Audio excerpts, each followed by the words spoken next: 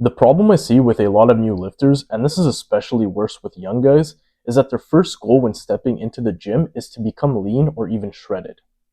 The reason I say that this is a problem is that if you're a beginner without previous weight training experience, you likely do not have enough muscle on your frame, and the first thing that you should be thinking about is building a strong muscular frame that'll actually help you achieve that lean physique in the long term.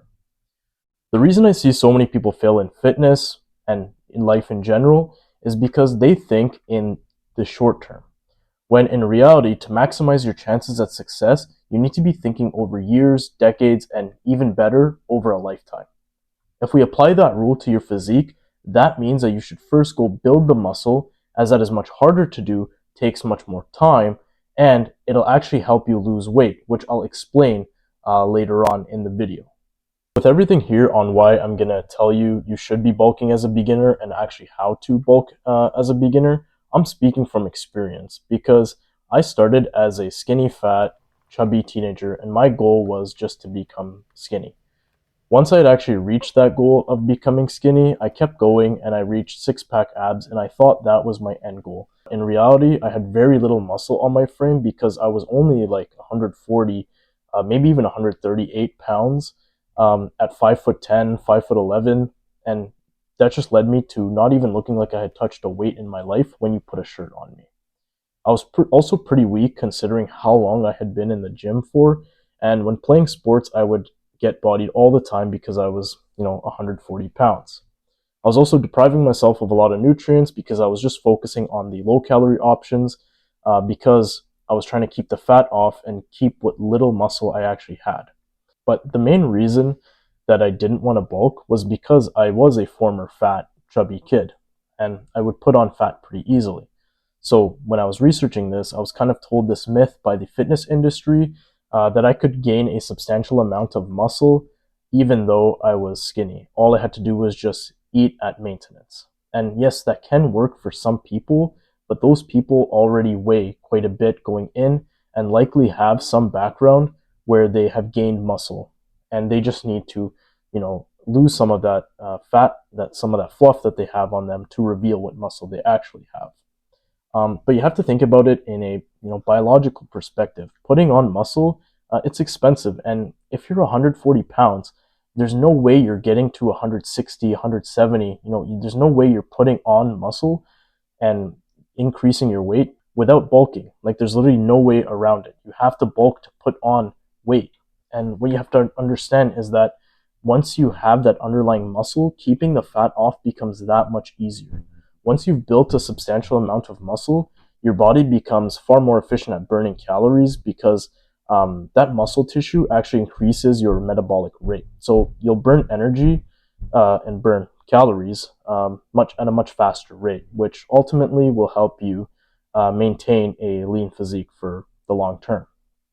And from my experience, when I had little muscle on me, it was so hard it was such a task to, stay lean versus now it's kind of flipped. It's actually much harder for me to keep eating, very healthy, very nutrient dense whole foods while staying in a caloric surplus. I want to give you guys a tool that you can use to figure out how much you need to bulk and where you are relative muscle wise. So what this is it's a fat-free mass index calculator, and what it does, it calculates how much muscle you have relative to your height. And so after you put in your numbers and get an answer, you can use this to compare against the other averages that are known, as well as genetic ceilings, to figure out how much you have to go and how much you need to be bulking. So let's use me as an example. I'm about 5'10.5", which is around 179 centimeters. I started at a weight of 140 pounds or 63.5 kilos. And when I started, I was about 16, maybe 17% body fat. So as you can see, I had very low muscle on me, where I should have been bulking at this time to put on some muscle. But instead, what I did was I was cutting to about 12, maybe 11. We'll be conservative and say 12% body fat. And there was a good jump in my FFMI, but as you can see, I had way more to go. And in that same amount of time period, I decided instead to be bulking. And what that did is that put me to about 175 pounds at around 17% body fat, where I am right now. And as you can see, my FFMI increased so much more in a similar time period. And so what this is telling me is I have a couple more percent body fat left to go. I don't want to get too high in body fat percentage, definitely not over 20. But I still have a lot of room to go with the FFMI. So what I can do is I can take a small cut pretty soon and then get back to bulking to hopefully crack into this range sooner rather than later. So definitely put your guys' own values into here and figure out what you need to be doing. Now getting into the second part of this video on how I think you should actually be bulking, I would suggest maintaining a moderate caloric surplus of 200 to 300 calories, because you do not want your body fat to be climbing too high, because when your body fat percentage does get excessive, let's say about 20% for men, it can actually be very counterproductive to your goal of putting on muscle, because it'll do things like reduce your insulin sensitivity, increase your estrogen, decrease your testosterone, all of which makes it harder for your body to convert the added calories into muscle. And so you want to be tracking your calories at the beginning to get an idea of how much you're actually eating. And the best app that you can do this with, in my opinion, is Chronometer, which I actually have a video on. So if you haven't watched it, definitely give that one a go too. Also keep in mind that just because you're bulking, it doesn't mean that you can just go ahead and eat junk food. The quality of the food still matters. So I recommend sticking to, whole foods, nutrient-dense foods. And at the same time, you want to keep your activity levels high. That includes, getting your 10,000 steps per day, as well as, a few cardio sessions a week.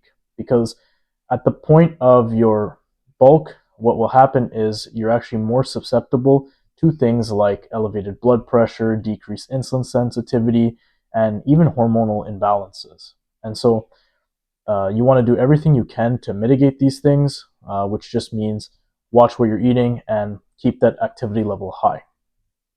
If you're unsure how to track some of these metrics, I actually have another video where I actually break down a simple non-invasive way for all three of them and how you can actually interpret these indicators. So definitely give that a watch too. You also want to be checking your weight throughout this whole time. Just make it part of your daily routine, and that way you can go through and see, are you on a positive trend, keeping in mind that certain days your weight will fluctuate. This next part could be a topic for a separate video on how to have a successful bulk, but I'll give you the quick brief overview now. When you're bulking on nutrient-dense foods, it can be kind of hard to stay in a caloric surplus, so you want to be choosing protein sources that you can digest very easily and that you actually enjoy. Also, you want to try adding liquid calories where you can. This can be in the form of smoothies with milk.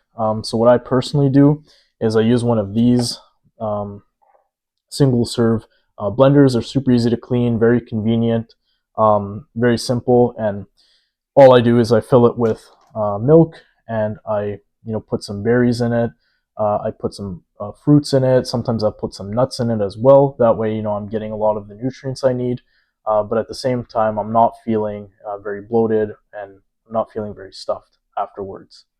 The other thing you can do is you can also add a healthy amount of fats like olive oil and avocados to a lot of your general meals.